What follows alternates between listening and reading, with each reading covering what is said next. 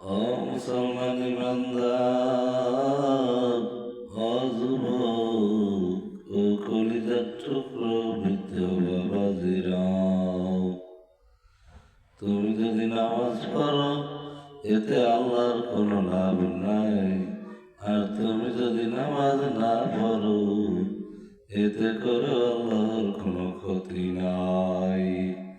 বরং তুমি যদি নামাজ পড়ো, নামাজের কারণে তোমার কবরে আযাব হবে না, হয়তো বা তকদির ভালো হলে এই নামাজের জন্য তুমি জান্নাতে যাইবা।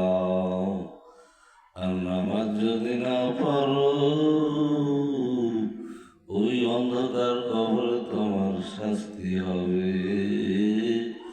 এমন হতে পারে চিরস্থায়ী জাহান্নামী হয়ে যাবে নামাজ না পড়া